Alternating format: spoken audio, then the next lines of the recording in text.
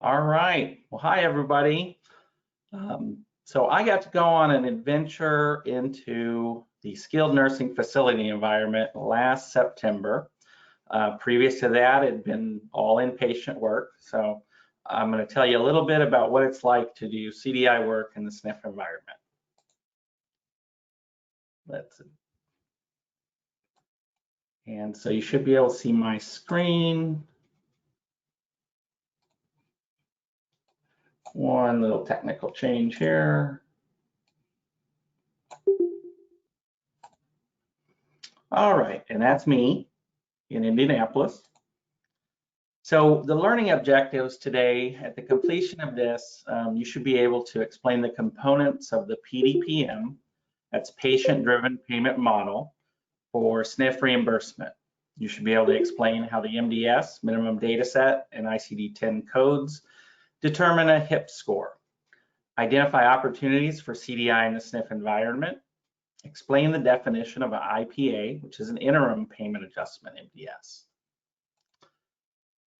So of course, question to be asked, why is this important to you? Most of you probably are involved in inpatient CDI. And so some of the reasons this is important is that more than 40% of Medicare beneficiaries will have post-acute care following discharge from the hospital. And that consists primarily of skilled nursing facilities or home health care. Hospitals, we know, are measured by 30-day readmission rates. There are also quality measures which overlap from the hospital to the skilled nursing facility. We've seen a lot of expansion of CDI into other areas from its beginnings. And your healthcare system might not have a skilled nursing facility now, but it seems there's been a trend of partnerships and acquisitions where healthcare systems have branched out and taken on different roles. So it could be something in your near future. So some of the other areas we've expanded to: pediatrics, outpatient, emergency department. And with the SNF environment, they made some real major changes last October to their reimbursement model. So first off, we're going to talk about what is a SNF. So Medicare Part A benefits, they provide for up to 100 days of post-hospital extended care benefits. It covers inpatient, hospice, and home health care. And SNF is a distinct facility that renders those services. CMS defines it as a facility which is primarily engaged in providing skilled nursing care and related services to residents who require medical or nursing care or rehabilitation services for the rehab of injured, disabled, or sick persons. So the previous SNF model on reimbursement used a system that was referred to as RUGs. And the RUG system, it was solely based on therapy minutes. And so the motivation, the way things were guided was solely based around therapy minutes. And it didn't take into consideration patients' unique, characteristics and needs that they had for their rehabilitation. So I'm going to introduce you to some terminology that might be a little new to you around the SNF environment.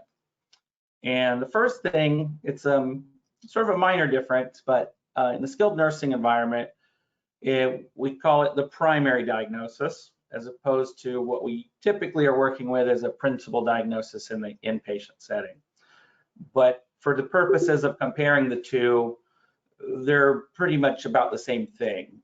And so what's the main reason that the patient can't get home? What kept them from getting discharged to home? Why do they need this skilled care that they couldn't otherwise receive, at home?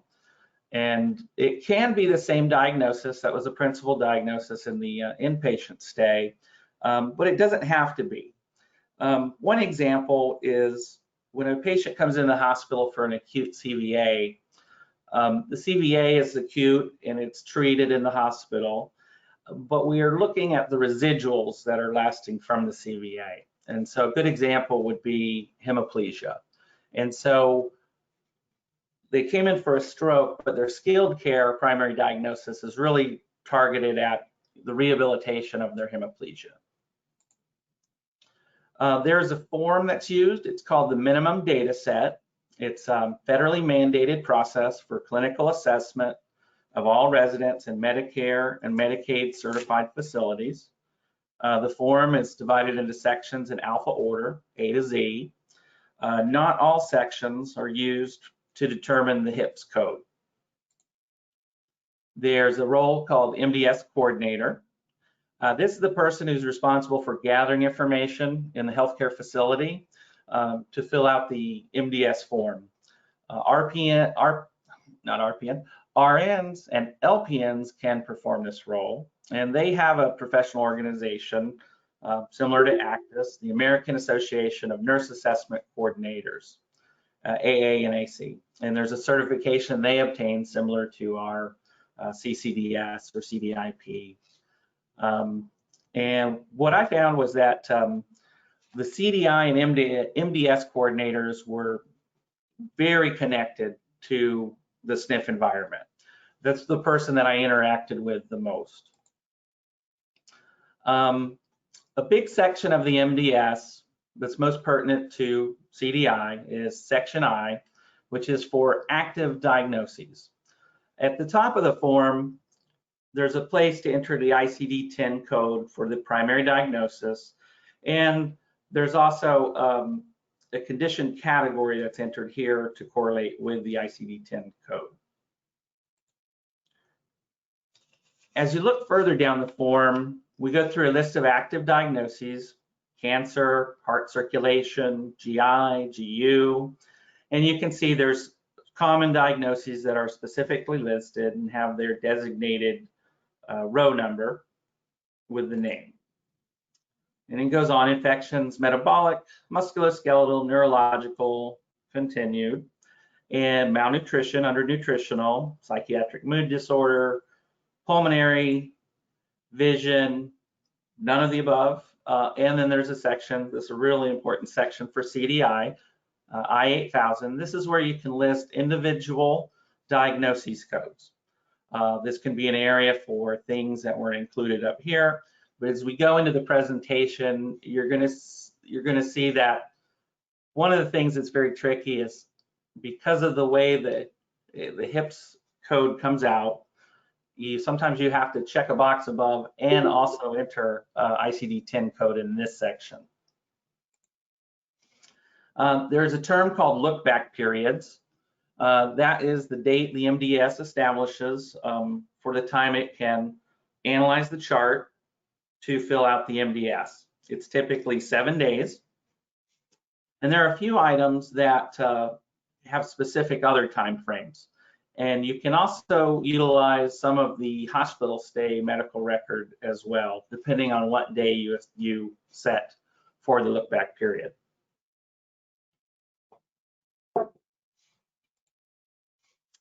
So there's a lot of potential for omissions and incorrect HIPS codes. The software, it's very specific, whether something is driven by one of the boxes you saw on the previous screens or by a specific ICD-10 code in section I-8000. Additionally, one thing that I found a little confusing was to the MDS coordinators, when they're filling out the form, the term they use is coding as well. And so I had to be careful to distinguish between, are we talking about filling out the MDS form or are we talking about assigning ICD-10 codes? So there was a little bit of overlap there. And it did feel like kind of double duty to coordinate with both the long-term coders and the MDS coordinators. So if you're looking to start a SNF CDI program, a good place to start is introducing the CDI to the multidisciplinary team. And the multidisciplinary team in the SNF environment is quite extensive.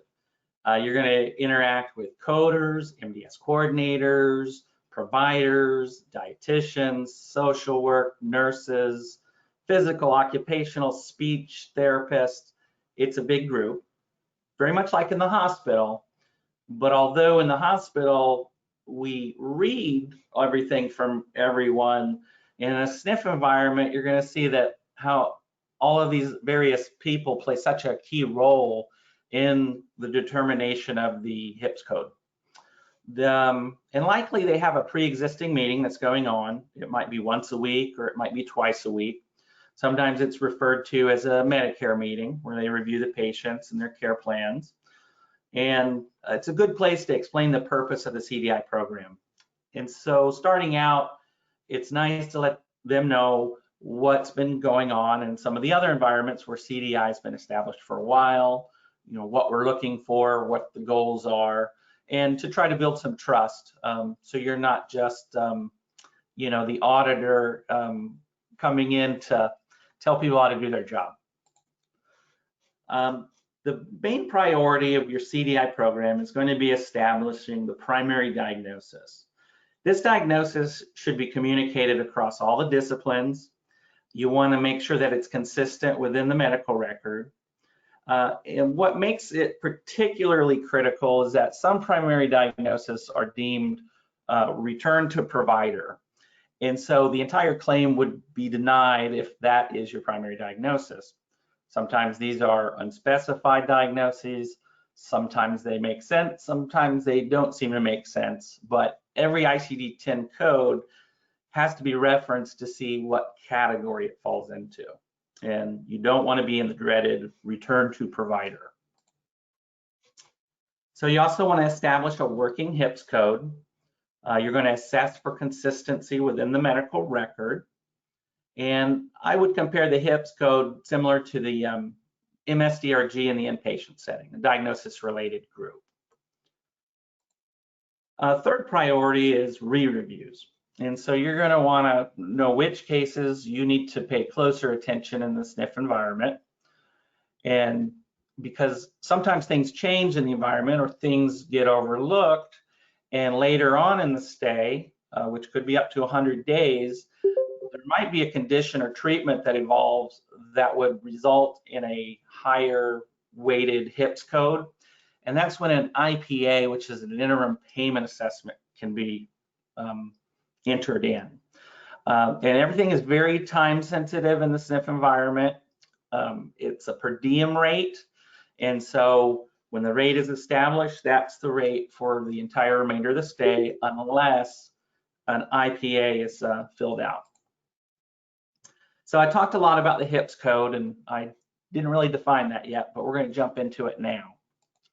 So the HIPS code is a health insurance prospective payment system rate code. Ooh, that's a lot of words. So I like saying HIPS. The best way to think of that again is a SNF version of a diagnosis-related group. So as we know in the inpatient DRG, we have 3 numbers, and then we have a descriptive title.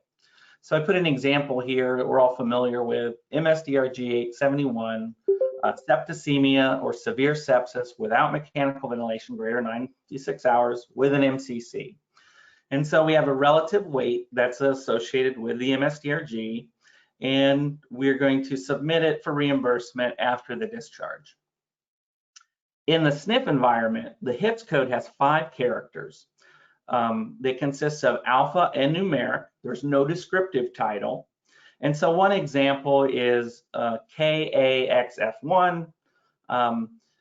Being familiar with those, I can kind of visualize the patient that represents. And we're going to go into more detail of what these various characters represent.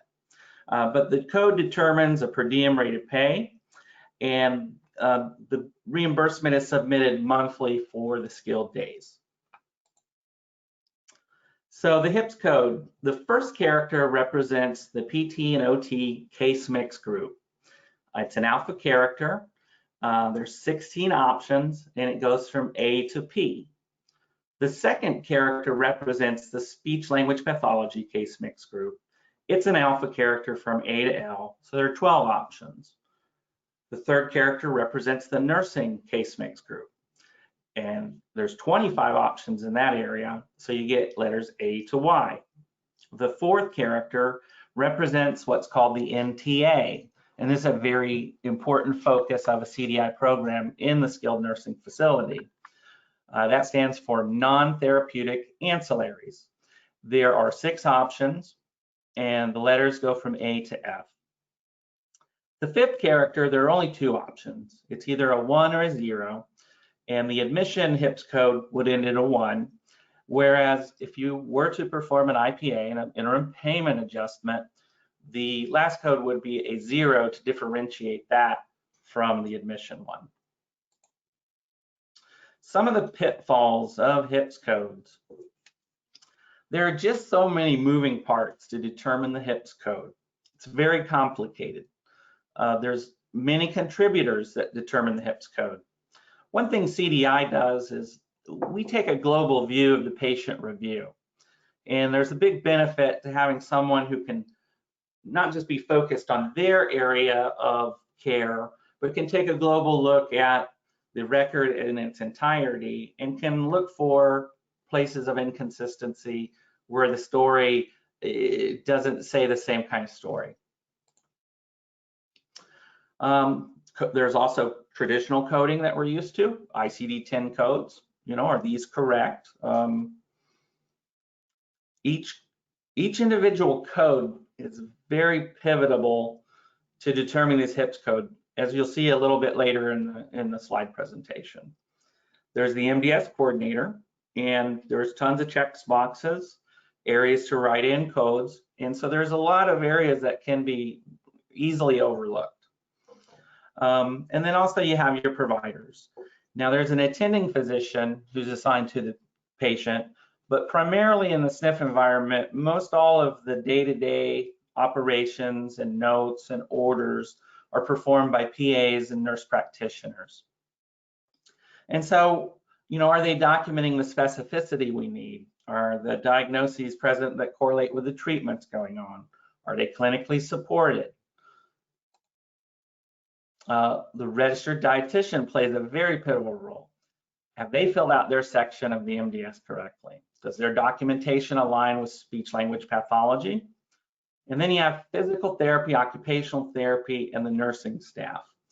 And one part that plays a big role in the SNF environment are functional codes. And so are they saying the same, are they telling the same story about the patient with their transferabilities, their dependencies, what are they independent with? And so, we're looking for a consistent story. So we're going to go into the various case mix groups of the PDPM system. So the first stop is physical therapy. And again, this is from section I, where the primary diagnosis code is listed. And what you do is you look up in a crosswalk that CMS has provided, which has every ICD-10 code in it. You find your code, it has the description of the diagnosis, and then you need to see what default clinical category it falls into. In the slide I provided here, you can see we have 3 of our return to provider dreaded codes. And you can see that these are unspecified. So appropriately, they've been designated as not specific enough. Some of the codes here map to major joint replacement or spinal surgery. Some map to non-surgical orthopedic musculoskeletal. There's another column here where you need to take into consideration, did the patient in the previous hospitalization have a major procedure performed? And if they did, some of the diagnoses make them eligible for one of 2 orthopedic surgery categories. So thus, another crosswalk to look up. Function scores. So in section GG of the MDS, this is where the function scores go. And if you've ever worked with inpatient rehabilitation, this is similar to the FIM codes, or the functional independent measures. This is the descriptive definitions of what the entries can be, ranging from independent to dependent. We also have refused, not applicable, or not attempted due to medical condition or safety concerns. So areas that we look at to determine the function score for PTOT include eating, oral hygiene, toileting hygiene. And we have our admission performance and our discharge goal. We're looking at the admission performance. Additionally, we look at sit to lying, lying to sitting on side of bed, and these are averaged for what's called bed mobility. We look at sit to stand, chair bed to chair transfer, toilet transfer. These are averaged for transfer scores. Additionally, we look at walking. We look at walking 50 feet, walking 150 feet. These two are averaged. And it would be nice if it was as simple as just looking at the numbers and adding them up, but not so. We have to actually convert the score here into the appropriate points. And it ranges from 0 to 4 points. And you can see 5, 6, 4 points, 4 is 3, 3 is 2, 2 is 1, and 1, 7, 9, or 88 is 0 points. So once we've determined that, we know what our clinical category is, we know what our function score is, and because there are 6 items that range from 0 to 4, we can have a score between 0 and 24. The function scores are then broken up into ranges, 0 to 5, 6 to 9, 10 to 23, and a perfect score of 24. We look over here, and this is the name of our CMG. So here we have the first letter, T for therapies is a good way to think about that. And so if we have a person who had an elective hip replacement and really is pretty independent, scores, got 4 points in all the categories, they would come over here to TD, Tango Delta, and the first character for our HIPS code would be the D. And there's a corresponding case mix index here of 1.92, which will be the number that we will multiply to determine the per diem for the physical therapy component of the reimbursement. Next is occupational therapy. What's nice with that is once we've done the physical therapy, we've really done the occupational therapy as well.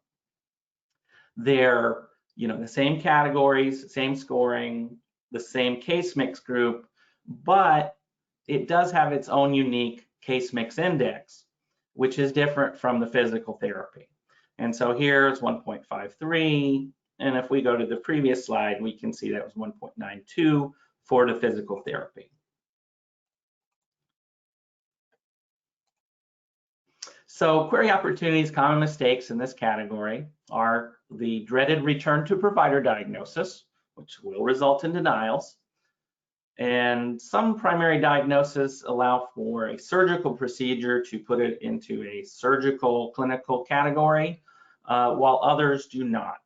And so you really need to kind of look at your crosswalk and see, well, what are the various codes that are, defining what the patient had going on, and, how do they map over? Does it make sense? So again, those function scores range from 0 to 24 for the total. And as we mentioned earlier, consistency and documentation. And in my findings, I didn't spend a lot of time or find much opportunity within the PT-OT group. The next category is the speech language pathology, and it's a complex flowchart to determine the case mix group. And so you are essentially going to answer yes, no to 5 questions. First question is the primary diagnosis considered an acute neurologic condition? And the slide here I provided shows a variety of codes, and we can see some map to non-surgical orthopedic, some are return to provider, and we have one here that I've highlighted that is considered an acute neurologic condition. So if a patient needed skilled nursing care, and they had a mobility syndrome, that would be a fine primary diagnosis, and it would map to acute neurologic. And when we were doing our PT-OT lookup before, we had already seen this. So the next question that we have to ask ourselves is, does the patient have a speech-related comorbid condition? And some of the conditions are recognized by a box, like CVA, TIA, or stroke, while other conditions are related to a very specific ICD-10 code. And there's a crosswalk for that too. There's a lot of crosswalks for the SNF reimbursement. And here's a snip of some codes that are considered speech-related comorbids. The third question we ask ourselves is if the patient is cognitively impaired. And the way we get to this answer is by looking at something called the Brief Interview for Mental Status, known as the MIM score. It's performed by social work. And we look at our total. And if the total is less than 13, our patient is considered cognitively impaired. Fourth question, do they have a swallowing disorder? For this, we have to reference section K, which is filled out by the registered dietitian. And if A, B, C, or D is filled out for loss of liquid solids from mouth, eating, drinking, coughing, choking, meals, etc., then we have a swallow disorder for the determination of the HIPS code. And the fifth step is to determine if the resident's on a mechanically altered diet. And this is also driven by the section K, mechanically altered diet. And you can see there's two columns, while not a resident, while a resident. And so if that's checked, then we have a mechanically altered diet. So after we've answered those 5 questions, the way that we've determined our case mix group is, how many yeses do we have in the first 3 questions, acute neurologic, speech-related comorbid, or cognitive impairment. So it can range from none to all 3. And then do we have a mechanically altered diet or swallowing disorder? And we either have neither, either, or both. And so let's take that imaginary elective hip patient. He didn't have any of these conditions. He was on a regular diet. And so we find ourselves moving over to SA. And so Sierra Alpha. And think of the S as speech. And so our case mix index is 0.68. And you can see how things range throughout. So some of the query opportunities, common mistakes, dysphagia, unspecified, is not considered a speech-related condition. You need to know what's the underlying etiology of the dysphagia. Is this a late effect of a CVA, or is it progression of a chronic degenerative brain disease? For whatever reason, dysphagia, when it is from progression of a chronic brain disease like Alzheimer's or Parkinson's, will not be considered for the HIPS to be a speech-related comorbid condition. Another area, hemiplegia. And, is the condition active, or was this just something in the patient's history that's completely resolved? Also, hemiplegia is used as a driver for determining the nursing CMG as well as the speech. And so this is a condition that actually feels like it has to be coded twice, in that you have a box to mark for hemiplegia, but you also need the specific ICD-10 code. Swallowing disorders. Is our documentation consistent amongst speech therapy and what the registered dietitian has filled out on the MDS? Mechanical diet. So since you're looking at a look back period, and they can do it up to the 7th day of the stay, if a patient came in and was initially on a mechanical diet, but then they were able to improve and get upgraded, by the time the registered dietitian is coming back to fill out their form, it's a little further into the stay. And so they don't think of the patient as having a mechanical diet, but within that time frame they were. And so that's something that was easily overlooked, we found, especially in the beginning. Primary diagnosis selection.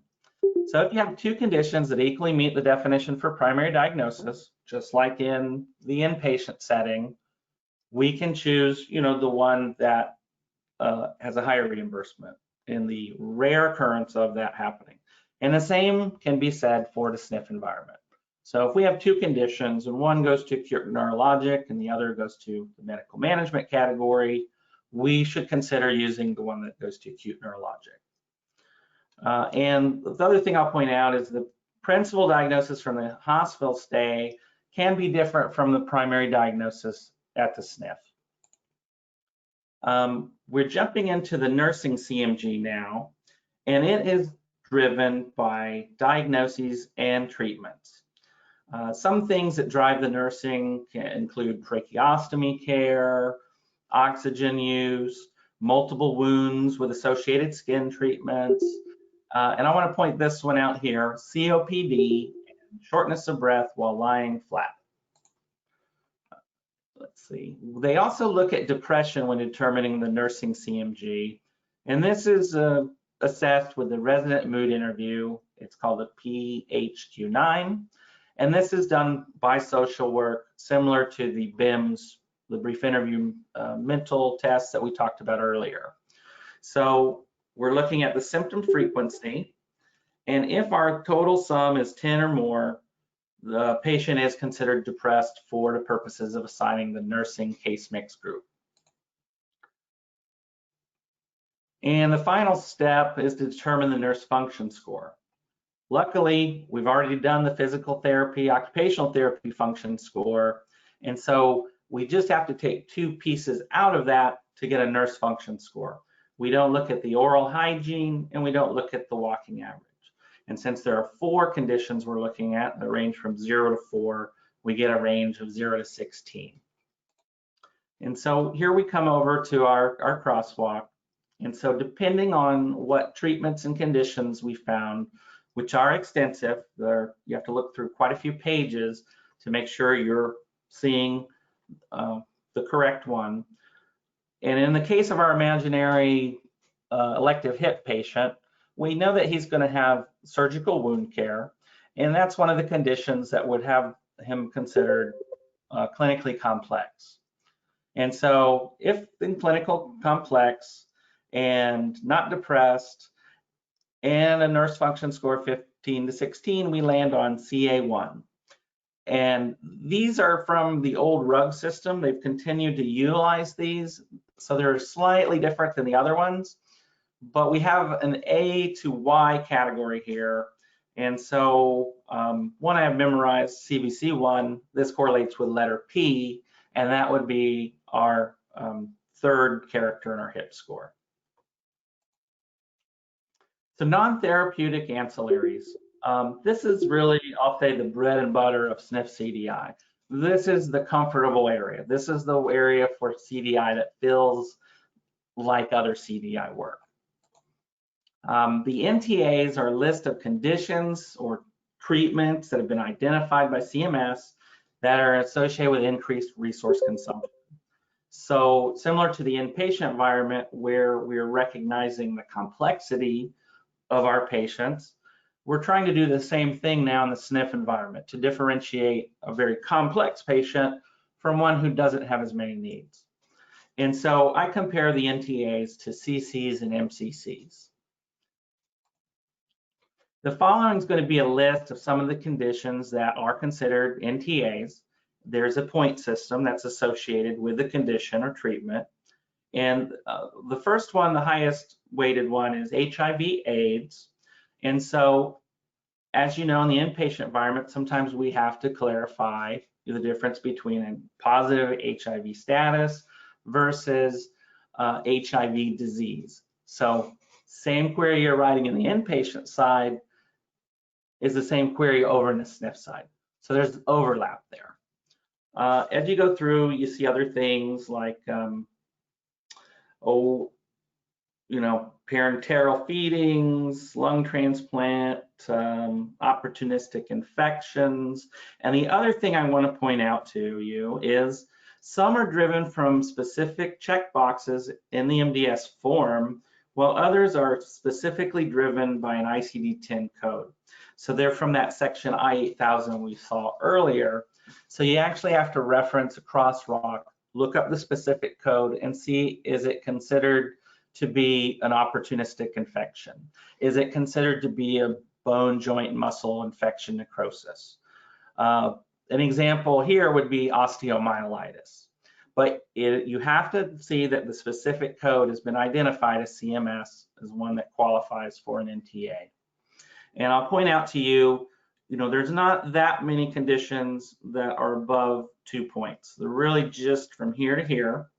We're going to see several that have 2 points. That ends fairly quickly. And then the rest are 1 point conditions. And again, a lot of these are driven by very specific codes.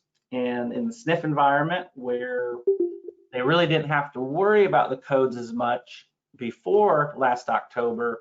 Now, very critical information.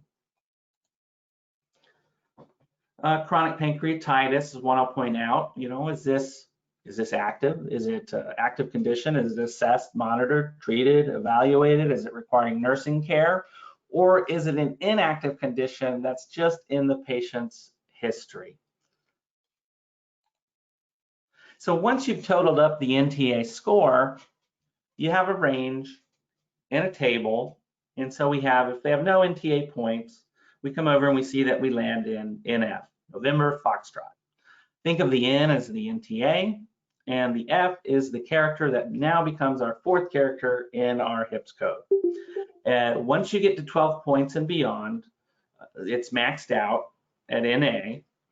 And so you can see there's quite a jump from category to category. And if the documentation is not thorough, not consistent, and these are left out, there's quite a difference between a highly complex patient and one who doesn't have any of the NTA conditions.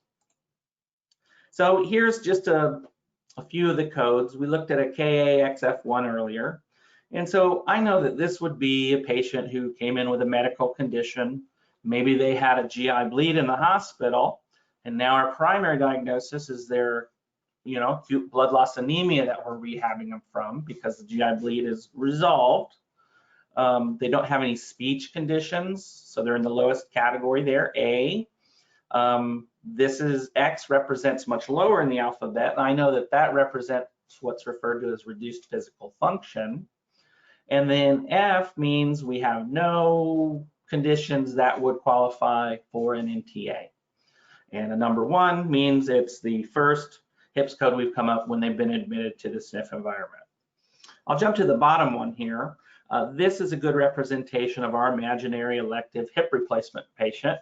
I know that C is in this major joint category, and it's in the broad range of 10 to 23 for the PTOT function score. Again, the A represents no speech issues. We looked at this as a nursing component that was clinically complex because of the surgical wound care.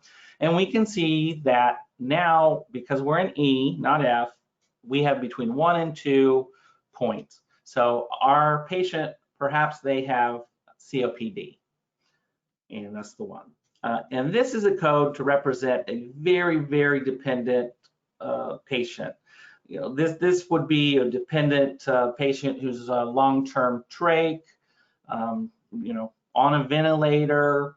They have the highest score, all of the features in the speech category. A means they're, you know, top of the chart with a nursing component. And so I know that represents trach and vent care. And A in the last category would be the highest NTA score. So they have at least 12 points or greater with the NTA categories. So other factors that determine reimbursement in the SNF environment, we have our base rates, and the CMGs have their case mix indexes, and those are multiplied by the associated per diem rates. What determines the rates? Well, these are assigned by CMS.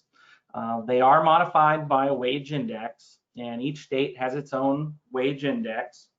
And if the county is designated rural, it follows that wage index for the state. If you're in what's considered an urban area, then you have a unique wage index of your own. And here's a couple examples. So we have a rural county in Indiana. The wage index comes out to 0.8319. And so nursing care for standard post-op hip replacement comes out to roughly $119.45 per day. Here, Alameda County in California, this would be like Oakland, California. So it's in the San Francisco Bay Area, pretty expensive place to live. Their wage index, much greater than rural Indiana, 1.7895. And so nursing care for standard post-op would be, in this example, $221.38. So you can see there's quite a range depending on the region, area of the country one finds themselves in. There are also adjustment factors. So the NTA, which is probably the most critical piece to a CDI program in the SNF environment, For days 1 through 3, you multiply that per diem rate by a multiple of 3. And so it's very important to make sure to have that documentation and that review done as soon as you can. You want to make sure all of your comorbid conditions are in there so that you can capture that. And if you didn't have documentation of that and we got beyond the look back period, we could fill out an interim payment assessment and then recognize that condition. But the 3-time multiplier is only for the initial days 1 through 3. So whatever conditions that patient might have had but weren't documented within that time frame, are not going to be accounted for. Also, PT and OT have a reduction after the first 20 days of a SNF environment. They decrease for every 7-day period by 2%. So in day 7, we're 100%, day 28, 96%, day 61, 88%, and so on. And so we see here a table of all of the things that go into determining the per diem rate for a skilled nursing facility. PT, OT, speech, nursing, NTAs, and there's a thing called non-case mix index. And this is just a flat rate of per diem reimbursement, and there's no adjustments made through that. That's constant throughout the stay. So interim payment adjustments. So if you have something that occurs after admission and beyond the look back period that would result in a higher weighted HIPS code, you are allowed to fill out this interim payment adjustment. So there's a new MDS as it's open, has a new look back period, and the rate of reimbursement changes from the date of the assessment forward throughout the remainder of the stay.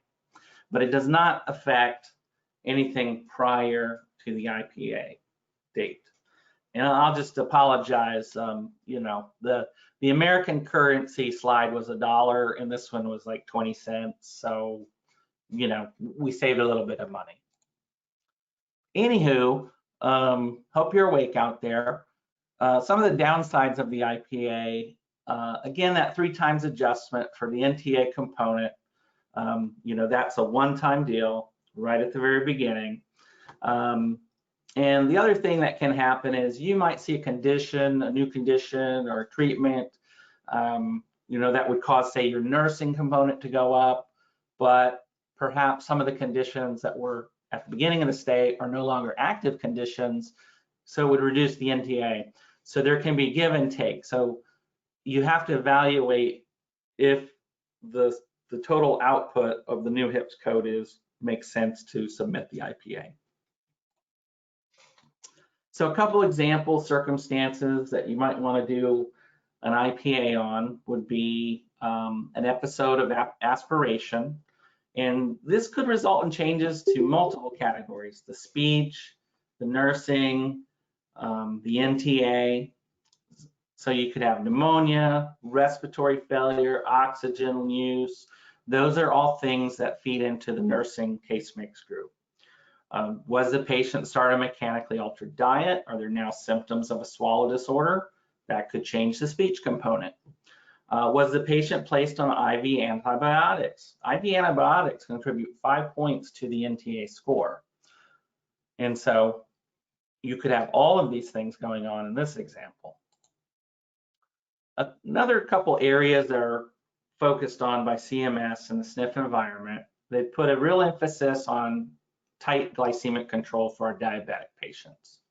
And so if there are at least 2 insulin changes to insulin orders on 2 separate days, this could move the patient into a special care high for the nursing CMG.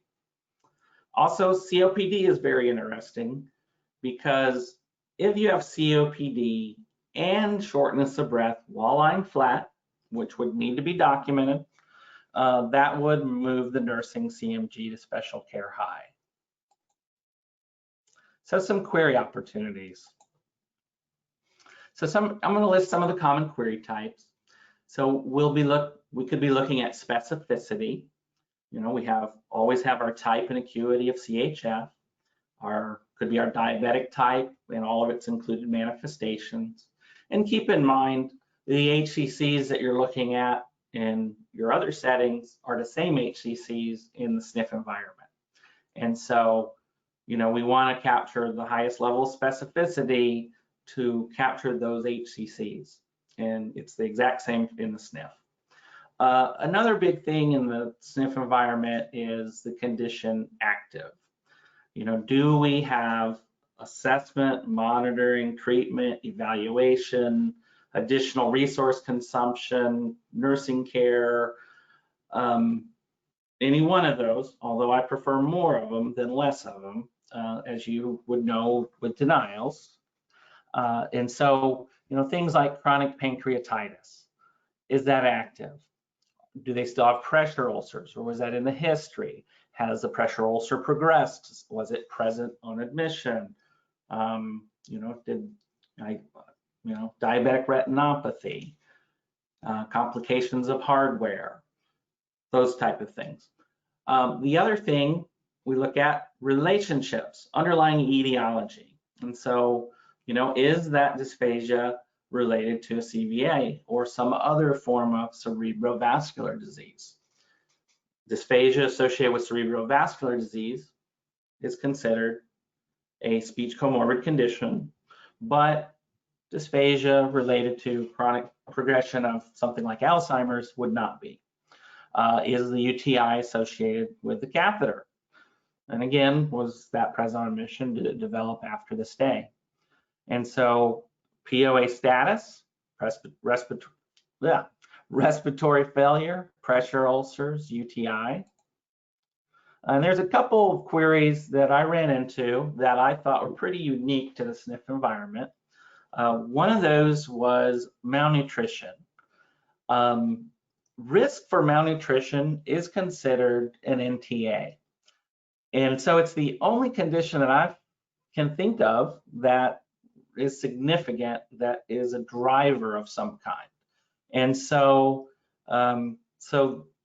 with the dietitians, most of the time they would fill out a mini nutritional assessment, MNA, and depending on the scoring, they could put them in a malnutrition range, or it could put them in a risk for, or they might be outside of that. And so to query to see, do they have malnutrition? Are they at risk for malnutrition? Are they not at risk for malnutrition? Was something I encountered in the SNF environment.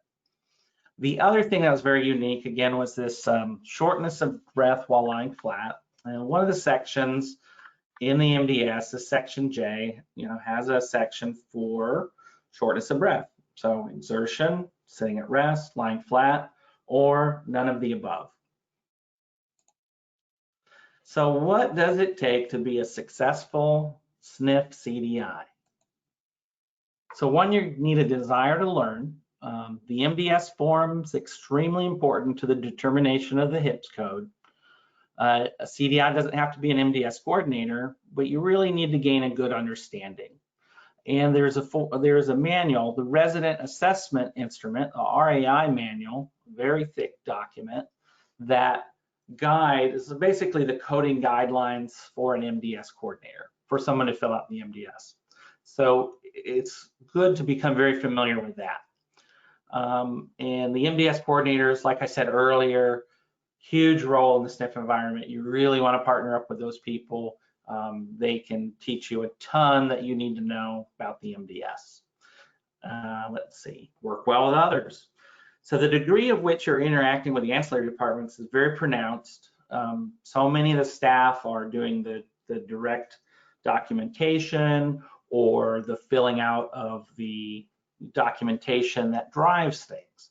And so I've queried therapists, I've queried dietitians, I've talked to nursing staff, I've discussed with social work, and then you have your mid-levels, which are, the people you're going to interact with the most and have the most interaction with the queries. So some of the conclusions about SNF CDI. The first one is, and you might have noticed, it's complicated. There's a lot of things that get looked at to determine this HIPS code. So many inputs. And so when something is so complicated, it's good to have somebody who can kind of come in and make sure that the documentation is saying a accurate, clinically supported story so that what goes into everything is accurate, because you want to have accurate reimbursement.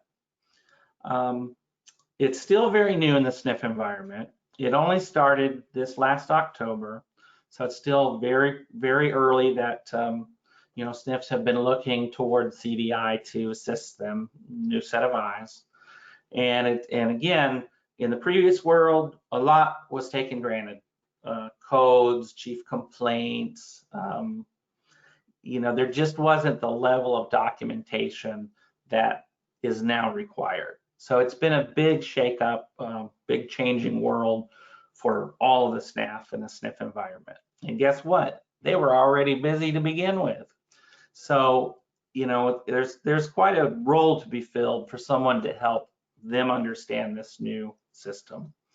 And if you're experienced CDI, you understand taking a look at the whole record, getting that clinical picture, but you also know how to zero in on very specific details, like little nuances in codes that make differences in risk and reimbursement and quality. And so there's a ton that CDI have to offer.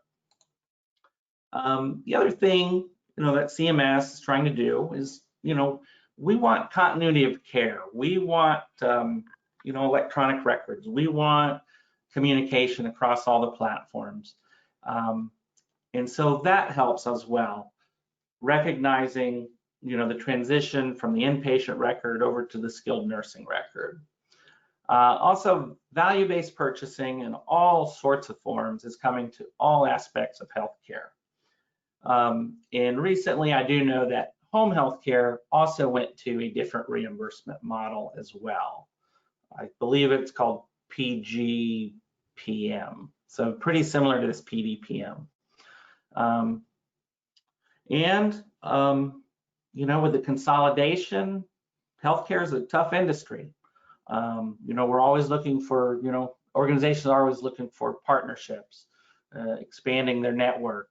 And so if you don't have a SNF that you're associated with now, you are for sure working with a lot, because a lot of your patients are being discharged to the SNF environment.